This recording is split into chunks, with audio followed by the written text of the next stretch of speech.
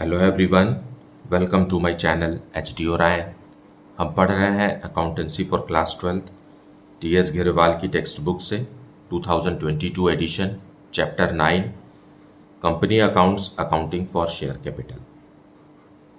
इस वीडियो में हम पढ़ेंगे questions related to forfeiture and reissue of shares which were allotted on pro rata basis and when all the forfeited shares are not reissued. So let us see some questions from the textbook.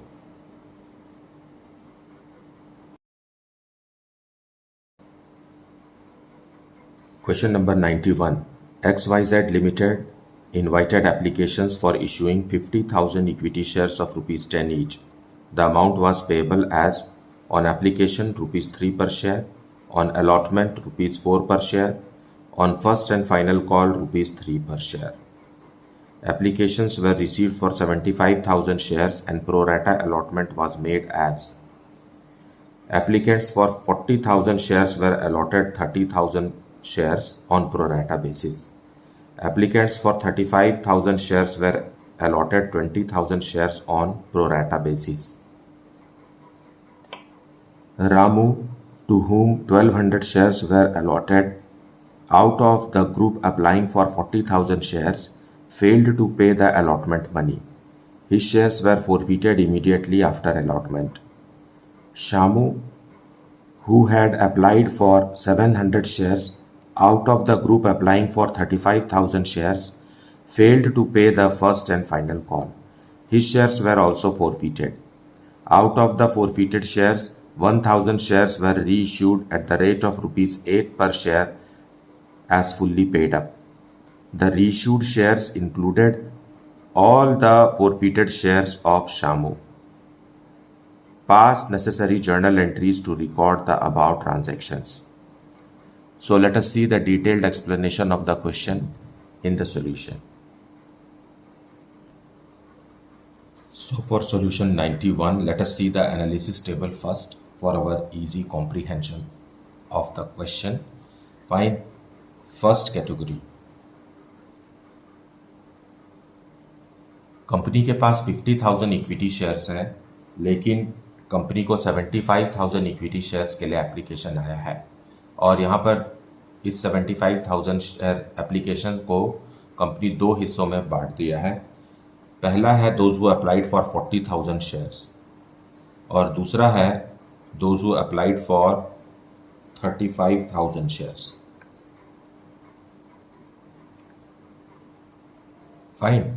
So first category जिन्होंने 40,000 shares के लिए apply किया था उनको company ने 30,000 shares allot किया और second category जिन्होंने 35,000 शेयर्स के लिए अप्लाई किया था उनको शेयर 20,000 मिला। Fine.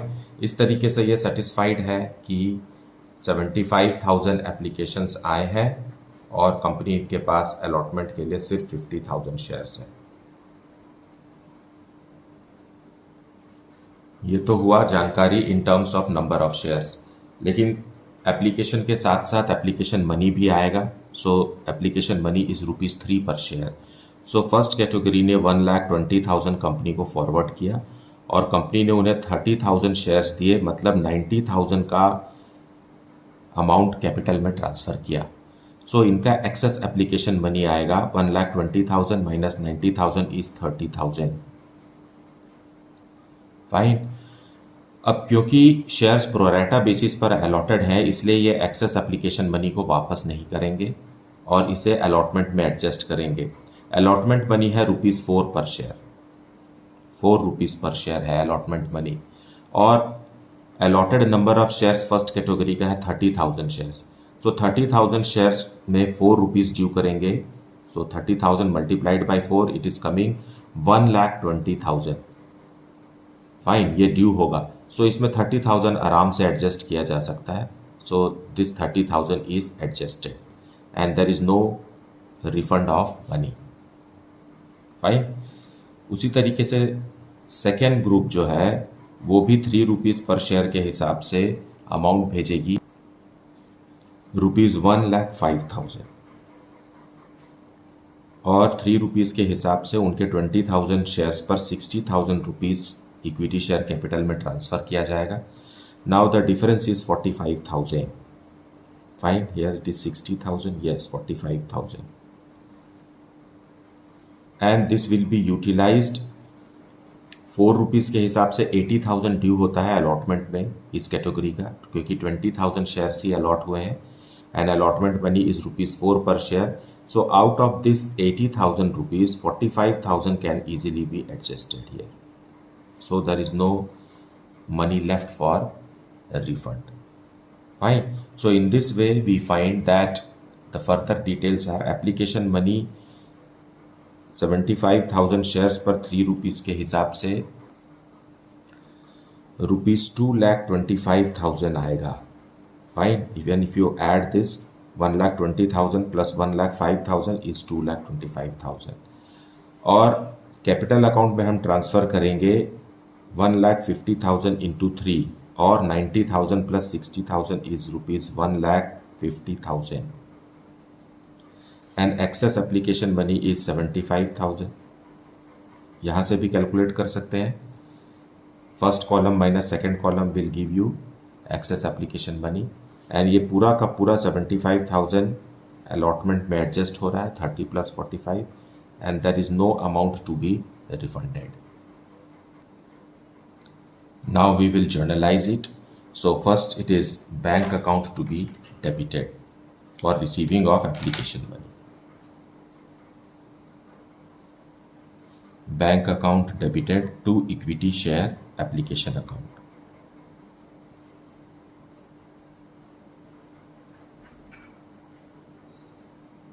We have received application for 75,000 shares and application money per share is ₹3 and 2,25,000 bank में आएगा. Being received application.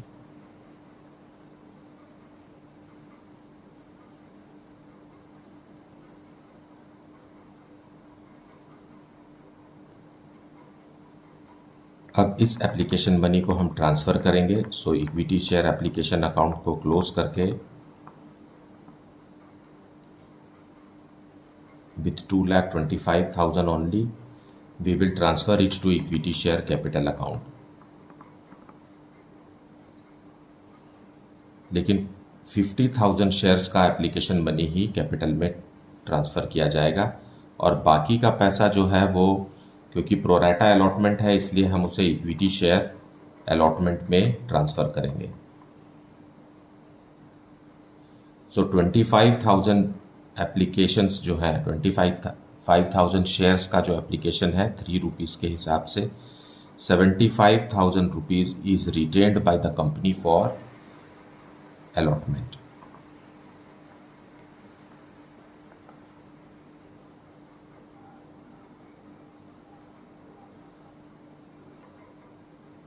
अब अलॉटमेंट के बाद एप्लीकेशन के बाद अलॉटमेंट मनी ड्यू करेंगे. So equity share allotment account debited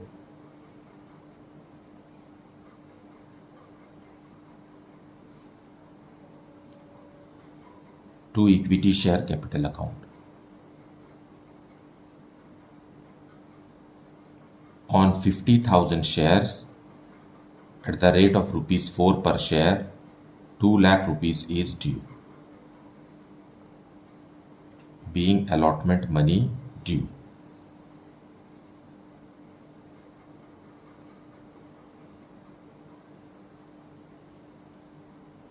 Now, this allotment money is already credited by 75,000 rupees. मतलब 2 lakh rupees जो कंपनी ने ड्यू किया है वो उसमें से 75,000 एक्सेस एप्लीकेशन मनी के रूप में पहले से ही है. सो इनको सब्ट्रैक्ट करेंगे तो आएगा 1,25,000 rupees and that money is expected in the bank at the time of allotment because this 75,000 is already received by the bank at the time of application. So we will receive allotment money. For that, bank account debited to equity share allotment account.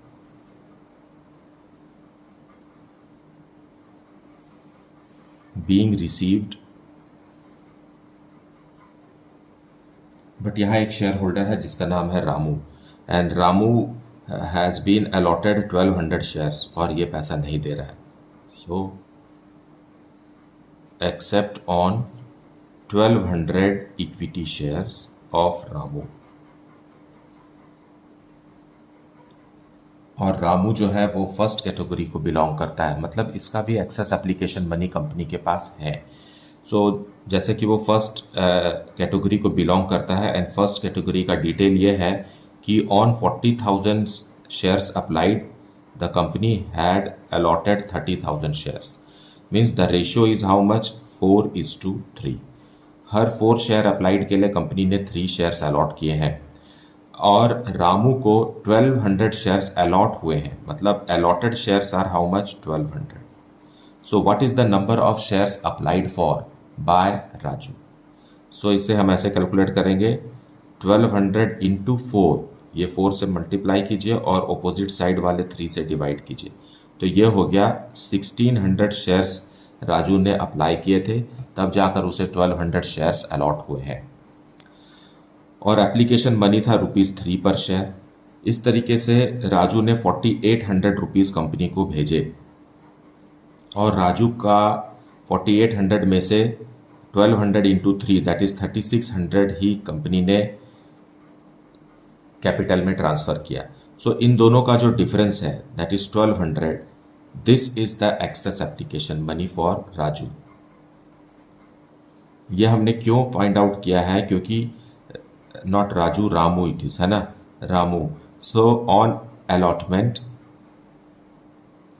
Allotment Ramu का कितना amount due है, उनके 1200 shares पर ₹4 के हिसाब से 4800 rupees due है, okay. और इस 4800 में से एक्सेस एप्लीकेशन मनी हम कम कर दें, क्योंकि ये कंपनी के पास पहले से ही है, तो रामू ने 3600 रुपीज़ कंपनी को नहीं दिया, और यही एरियर्स है। फाइन, एरियर्स मतलब जो अमाउंट नहीं मिला। सो बैंक में कितना अमाउंट रिसीव होगा? बैंक ने 2 लाख, कंपनी ने 2 लाख रुपीज़ ड्यू किया है, और उसमें से 75,000 रुपीज़ पहले से ही कंपनी के पास है in the name of excess application money. Fine, और इस एक्सेस एप्लीकेशन मनी में रामू के 1200 रुपीज़ भी हैं, ये रुपीज़ भी इसी में इंक्लूडेड है, तो हमने इसको एडजस्ट कर दिया। एडजस्ट करने के बाद रामू का 3600 रुपीज़ और नहीं मिला। So when we solve this we receive only 1,21,400 in bank at the time of allotment. Now the directors decided to forfeit Ramu's share. Okay, so let us forfeit it. For that bank account, for that equity share capital account will be debited and reduced. Fine. So equity share capital account को कम करेंगे हम, क्योंकि ये credit हो चुके थे रामू के shares पर। 1200 रामू के शेयर हैं, और कंपनी का कॉल्ड अप कैपिटल है कितना, 7 रुपीज़, क्योंकि अभी भी फाइनल कॉल 3 रुपीज़ का कंपनी ने ड्यू नहीं किया है। Fine, so 7 rupees he called up है, तो हमें कैपिटल अकाउंट को 7 रुपीज़ से ही क्लोज करना है। सो 8,400। नाउ अब क्रेडिट में लिखेंगे जो अमाउंट नहीं मिला, सो इक्विटी शेयर अलॉटमेंट अकाउंट का पैसा नहीं मिला। फाइन, हमें पता है 4800 रुपीज़ ड्यू किया था और 1200 एक्सेस एप्लीकेशन मनी मिला, सो 3600 rupees the company has not received. So arrears का अमाउंट ही हमें यहाँ लिखना है, एंड टू जो दे दिया है उसने, to equity share forfeiture account. Forfeiture account में हम जब्ती का पैसा लिखेंगे, है ना, और इसने अप्लाई किया था 1600 शेयर्स के लिए, और 3 रुपीज़ पर शेयर के हिसाब से इसने 4800 रुपीज़ कंपनी को फॉरवर्ड किया था, और यही अमाउंट कंपनी ने फॉरफीट कर लिया है। It will not be refunded to Ramu. Fine, being 1200 equity shares of Ramu forfeited.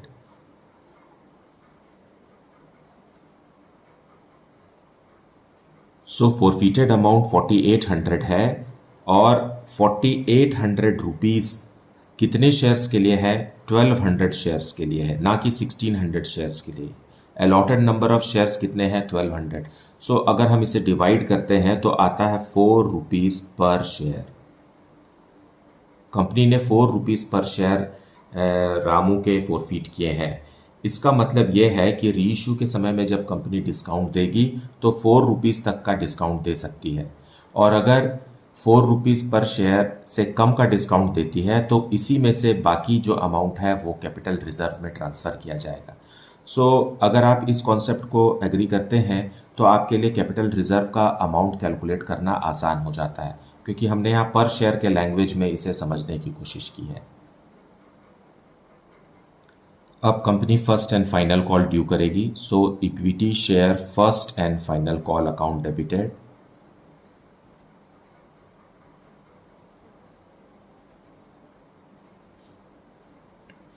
To equity share capital account.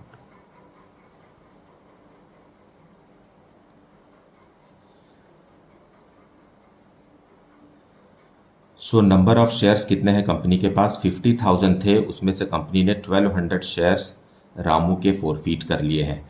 As the result 48,800 equity shares पर एट द रेट ऑफ ₹3 ही ड्यू होगा, एंड दैट अमाउंट इज 1,46,400।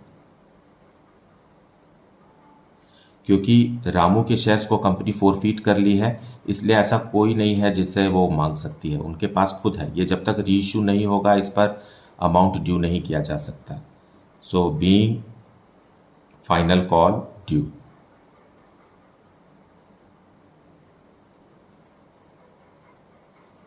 अब amount receive करेंगे। Bank में receive करेंगे, bank account debited to equity share first and final call.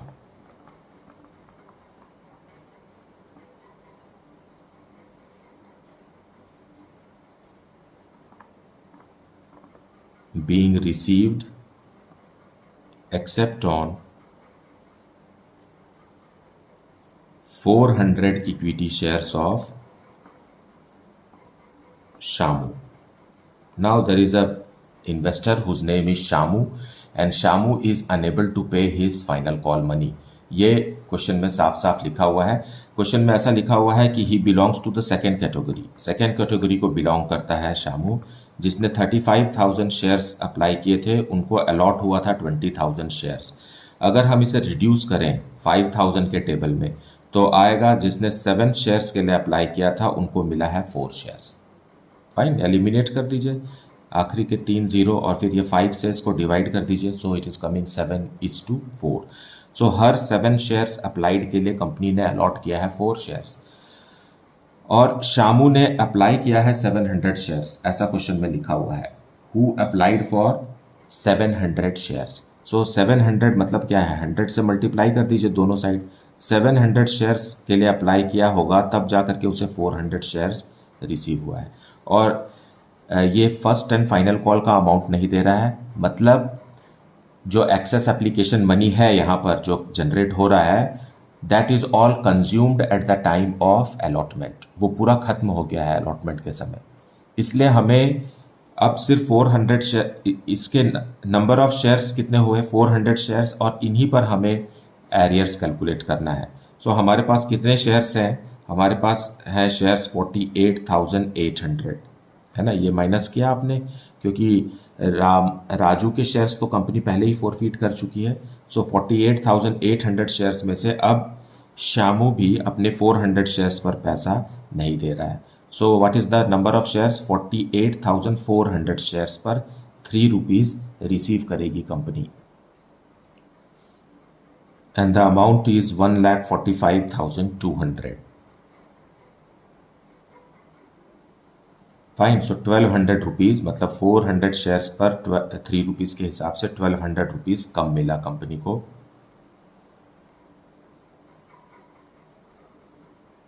Shamu के share को भी फोरफीट करेंगे।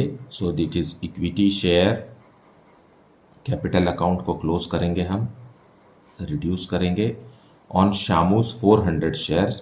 पूरा का पूरा 10 रुपीज़ कंपनी कॉल्ड अप कर चुकी है, 4,000 रुपीज़ से, for not paying equity share first and final call. First and final call of how much, 400 shares पर 3 रुपीज़ के हिसाब से 1200 रुपीज़ इसने नहीं दिया था, और बाकी जो अमाउंट इन्होंने दिया है सो इक्विटी शेयर फॉरफीचर अकाउंट में वो रखा जाएगा। सो अपने 400 शेयर्स पर 3 रुपीज़ नहीं दिया, लेकिन बाकी का 7 रुपीज़ तो दिया, सो 2800 रुपीज़ कंपनी ने फॉरफीट कर लिया। Being 400 equity shares of Shamu forfeited. So यहाँ पर भी आप देखिए कि 7 रुपीज़ पर शेयर कंपनी ने फॉरफीट किए हैं और अलॉटेड नंबर ऑफ शेयर्स भी 400 है। सो कंपनी चाहे तो रीइश्यू के समय में इन शेयर्स पर 7 रुपीज़ तक का डिस्काउंट दे सकती है, और अगर 7 रुपीज़ से कम का देती है तो बाकी जो अमाउंट बचता है वो कैपिटल रिजर्व में ट्रांसफ़र किया जाएगा। अब आए रीइश्यू करने की बारी। सो इसका डिटेल यहाँ यह है कि फॉरफीटेड शेयर्स रामू के कितने हैं। रामू के फॉरफीटेड शेयर्स हैं 1200, और शामू के फॉरफीटेड शेयर्स हैं 400 शेयर्स हैं। फाइन, इनमें से रीइश्यू कितने हो रहे हैं। रीइश्यू शामू के पूरे 400 शेयर्स हो रहे हैं, और रामू के, क्योंकि हमको 1000 शेयर्स रीइश्यू करने हैं और पूरा का पूरा शामू के शेयर्स को हम ले रहे हैं, तो बाकी का जो 600 शेयर्स है वो रामू का फॉरफीटेड शेयर्स है। सो इस तरीके से 1000 शेयर्स को हम रीइश्यू करने वाले हैं। Fine, so let us reissue this at the rate of ₹8 per share as fully paid up. So bank में पैसा आएगा, पहले बैंक अकाउंट डेबिटेड, 1000 शेयर्स को 8 रुपीज़ पर शेयर के हिसाब से हम रीइश्यू कर रहे हैं एज फुल्ली पेड। तो बाकी का जो 2 रुपीज़ है that is discount, and this discount will be managed from equity share forfeiture account. Fine, तो 2 रुपीज़ ही डिस्काउंट देना है, और कंपनी ने दोनों रामू और श्यामू दोनों के शेयर्स पर कंपनी ने 2 रुपीज़ से ज़्यादा ही फॉरफीट किया है। So that is not a problem, company can allow discount. Fine, so to equity share capital account,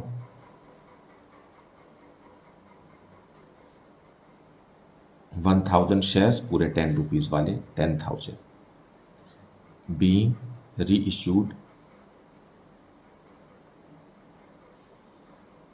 1000 equity shares at ₹8 as fully paid।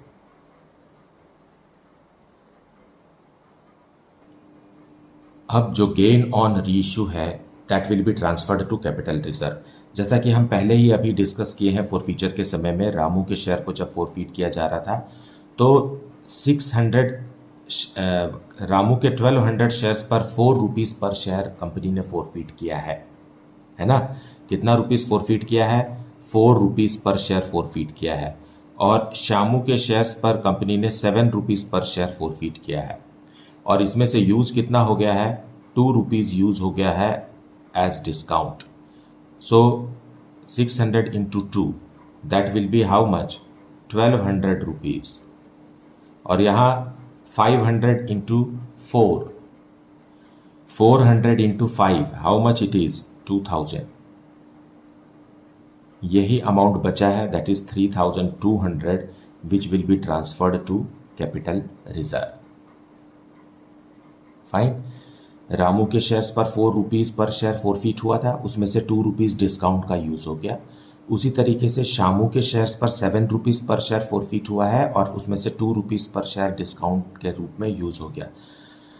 तो नंबर ऑफ शेयर्स रीइश्यूड के साथ multiply करेंगे इसे, तो जो अमाउंट आएगा बचा हुआ, यही कैपिटल रिजर्व में हमें ट्रांसफर करना है। So let us transfer it.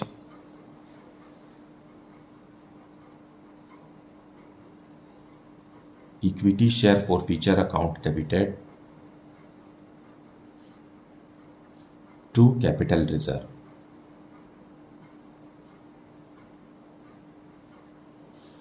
$3200।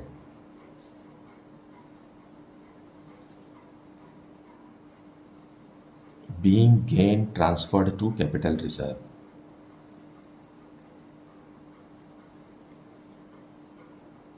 So this is the solution for question number 91. Now let us see question number 92. Konark Limited invited applications for issuing 3 lakh shares of rupees 10 each.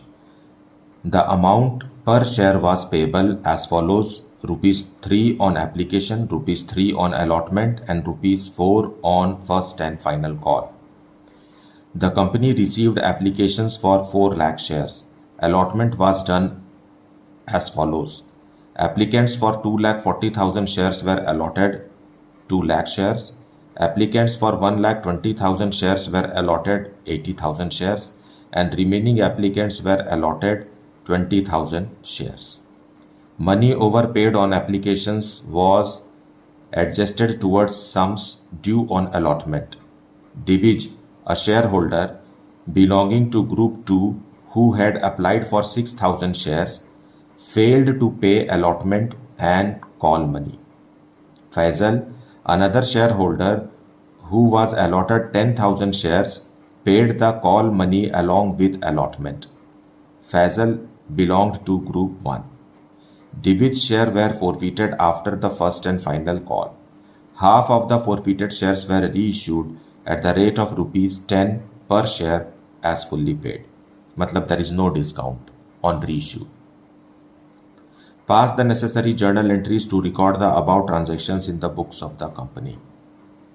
So let us see the detailed explanation of it in the solution.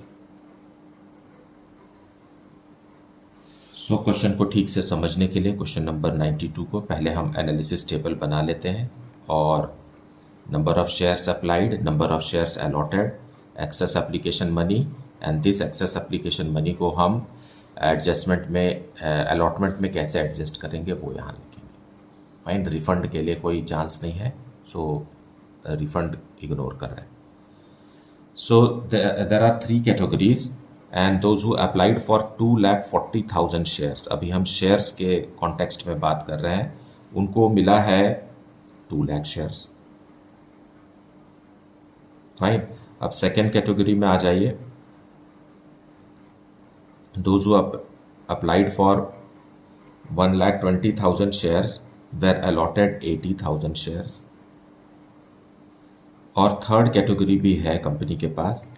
उसमें लिखा हुआ है कि बाकी को 20,000 shares मिला.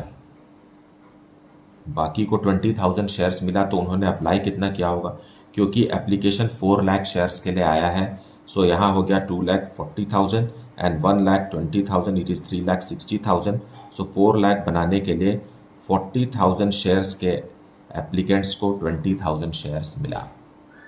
Fine, so in the context of number of shares this is the situation, है ना. अगर हम इसे आगे नीचे ग्रैंड टोटल करके देखें तो कितना आ गया यहाँ, 4 लाख शेयर्स के लिए एप्लीकेशन आया है और कंपनी के पास है कितने शेयर्स, 3 लाख शेयर्स हैं. Okay, so this is the total of. अब हम इसे एप्लीकेशन मनी के साथ मल्टीप्लाई करते हैं. फाइन, एप्लीकेशन मनी इज ₹3 पर शेयर. तो as a result first category ने 7,20,000 रुपीज़ कंपनी को फॉरवर्ड किया और इनका 6 लाख रुपीज़ कैपिटल में ट्रांसफ़र हुआ on 2 lakh shares. So what is the excess application money? Excess application money is ₹1,20,000 rupees. Okay, अब अलॉटमेंट कितने रुपीज़ का है? Allotment is also of ₹3 each, ₹3 पर शेयर है और 2 लाख शेयर्स अलॉटेड है तो 6 लाख बनता है ना. 2 लाख मल्टीप्लाइड बाई 3, अलॉटमेंट के समय 6 लाख ड्यू होता है, उसमें 1,20,000 आराम से एडजस्ट किया जा सकता है. So this money is adjusted at the time of allotment. No money is left to be refunded और to be adjusted in first and final call.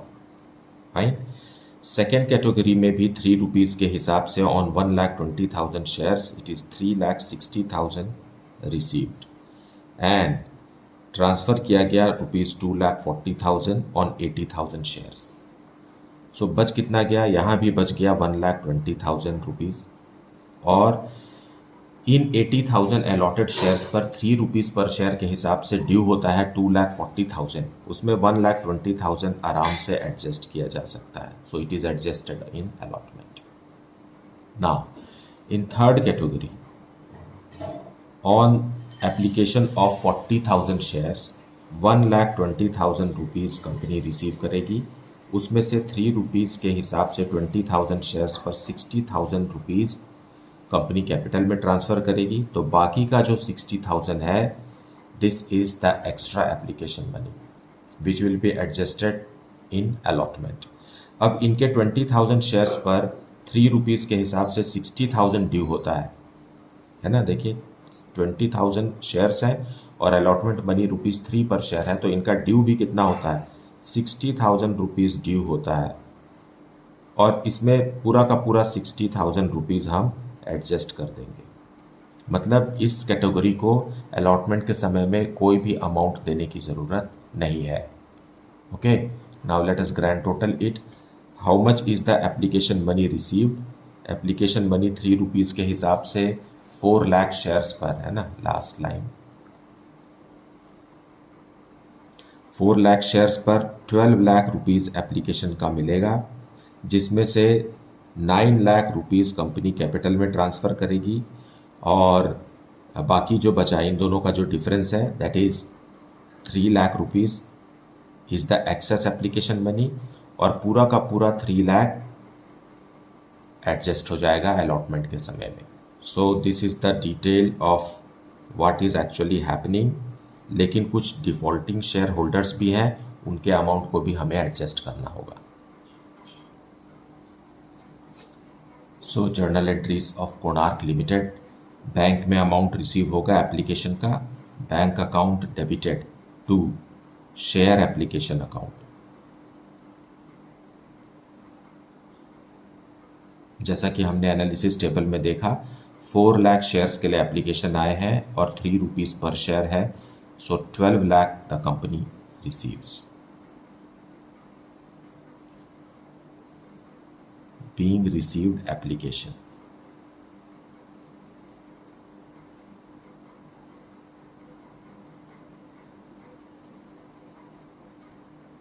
Now we will transfer it.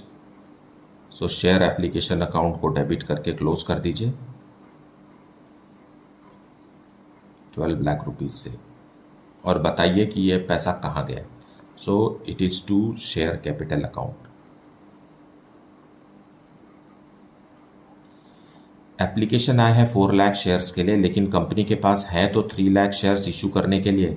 So 3 lakh rupees का 3 rupees के हिसाब से 9 lakh rupees is transferred to capital, और बाकी जो पैसा बच गया वो शेयर अलॉटमेंट के लिए कंपनी ने रख लिया.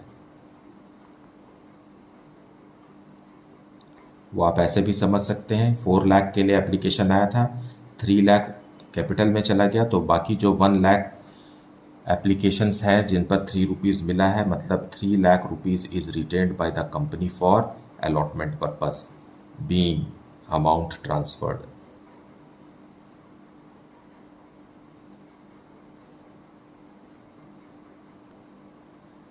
सो अलॉटमेंट का 3 लाख रुपीज़ पहले से ही कंपनी के पास है. नाउ अलॉटमेंट मनी ड्यू करेंगे. So share allotment account debited to share capital account. 3 lakh shares पर एट द रेट ऑफ ₹3 पर share 9 lakh is due. 9 lakh rupees being allotment money due.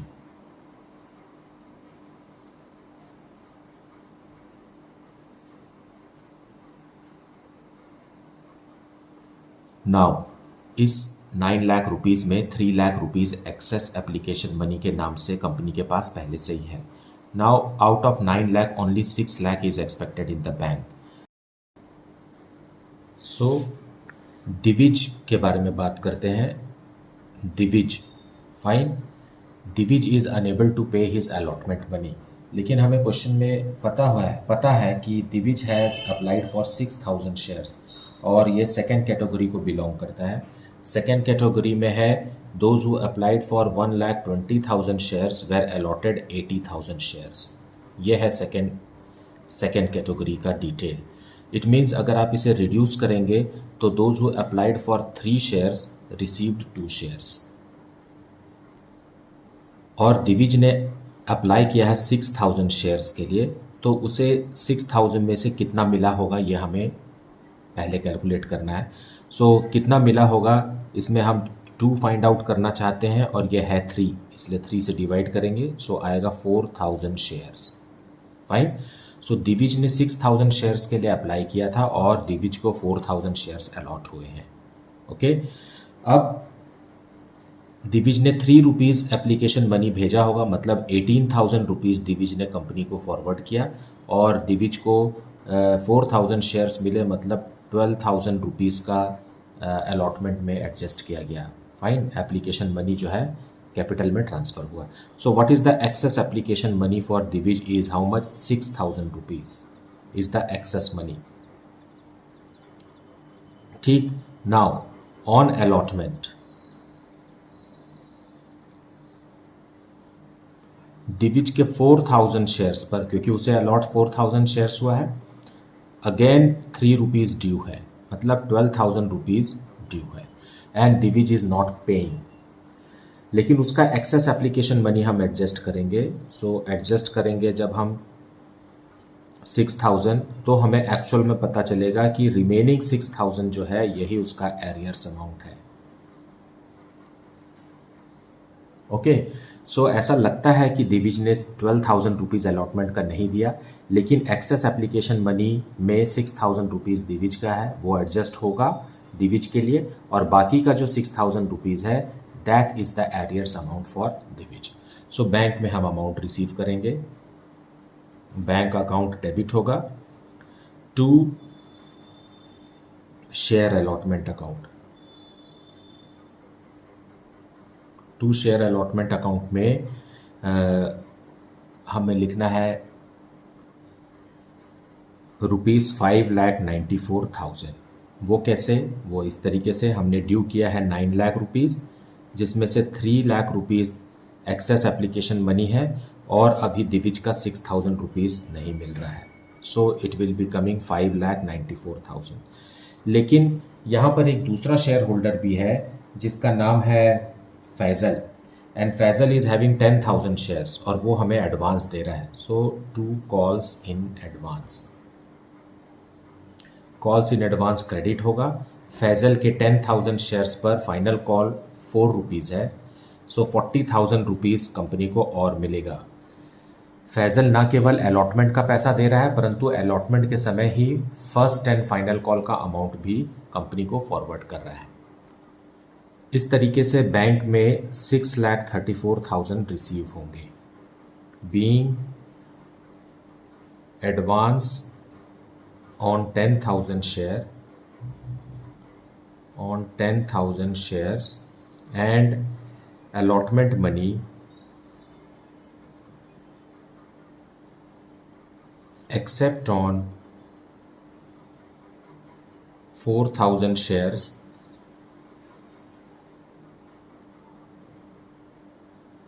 of dividend received. Now we will make first call money due.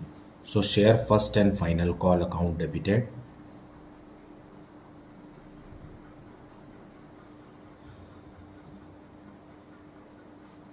Account debited to share capital account.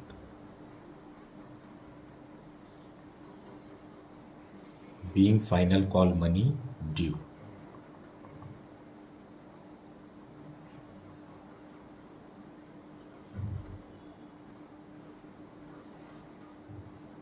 Three lakh shares पर 4 rupees पर share के हिसाब से 12 lakh rupees is due.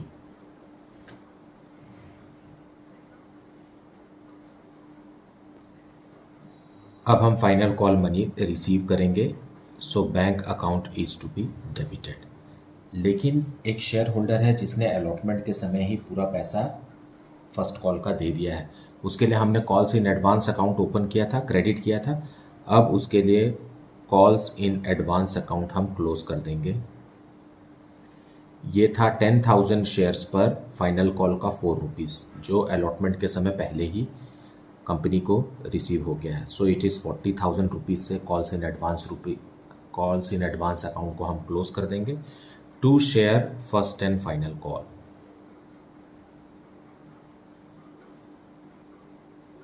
First and final call में दिविज के shares पर अभी भी अमाउंट रिसीव नहीं होगा। और दिविज के पास कितने शेयर्स हैं? दिविज के पास 4,000 शेयर्स हैं। सो टोटल शेयर्स कितने हो गए हमारे पास? 3 लाख शेयर्स हैं, उसमें से 10,000 हमारे पास आ गया है पैसा, लेकिन 4,000 पर हमें पैसा नहीं मिल रहा है, जो कि दिविज के शेयर्स हैं। Fine into 4। सो यहाँ अमाउंट आएगा 11,84,000, क्योंकि 16,000 रुपीज़ नहीं मिल रहा है। फाइन, और 40,000 रुपीज़ पहले से ही मिला हुआ है। सो बैलेंसिंग फिगर हम यहाँ लिखेंगे 11,44,000। Now being advance adjusted and final call received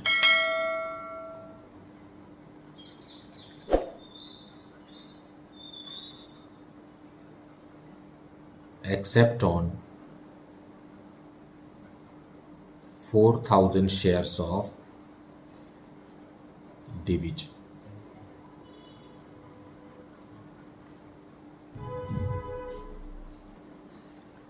Now after final call Divij share is forfeited. So उसके लिए एंट्री होगी शेयर कैपिटल अकाउंट डेबिटेड।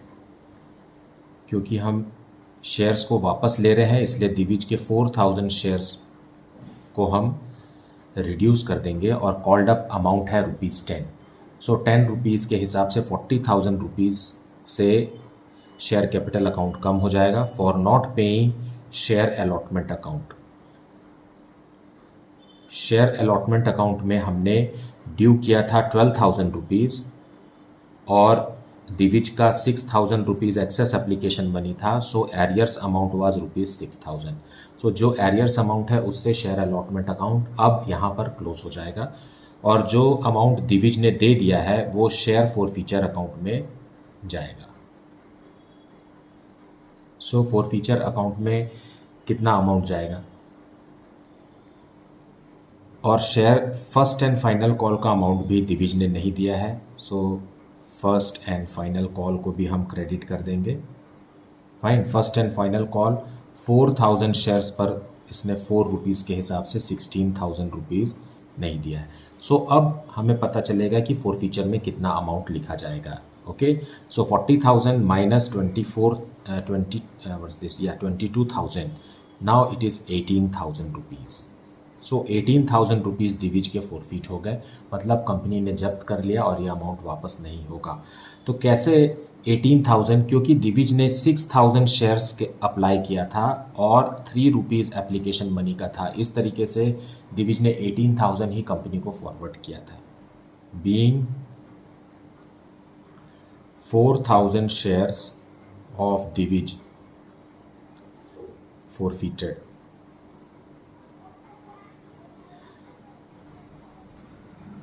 और फिर आगे लिखा हुआ है half of the forfeited shares were reissued.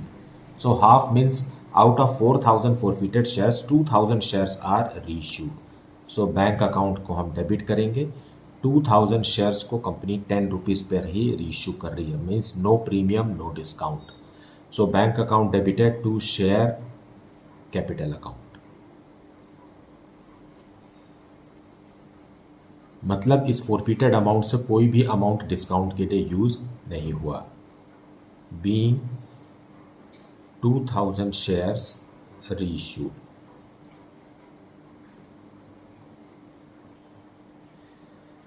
So अब शेयर फॉरफीचर का अमाउंट हम ट्रांसफर करेंगे। Forfeiture account debited to capital reserve.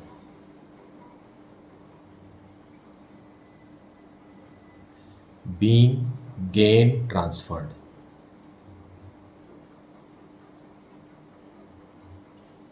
सो यहाँ देखिए 4,000 शेयर्स पर ये अप्लाइड शेयर्स यहाँ मैंने लिखा हुआ है, लेकिन ये है कितने शेयर्स, 4000 शेयर्स हैं। सो 4000 शेयर्स पर 18,000 रुपीज़ फोरफीट हुआ है। सो 2000 शेयर्स पर कितना होगा, आप ऐसे समझिए 18,000 का आधा, क्योंकि आधा ही शेयर हमने इशू किया है, that is 9,000 rupees will be transferred to capital reserve. और अगर आप दूसरी तरीके से सोचना चाहते हैं तो 2000 शेयर्स पर 4.5 रुपीज़ पर शेयर, फाइन, क्योंकि ये 18,000 जो है वो 4000 शेयर्स पर है। So this is the solution. I hope you have understood the concept of these questions very well, and I believe that you have watched the full video and heard the explanation provided. Thank you so much for liking, subscribing and sharing the channel, and if you have not yet, then please do like it, subscribe it and share it with your friends. Thank you so much for watching the channel.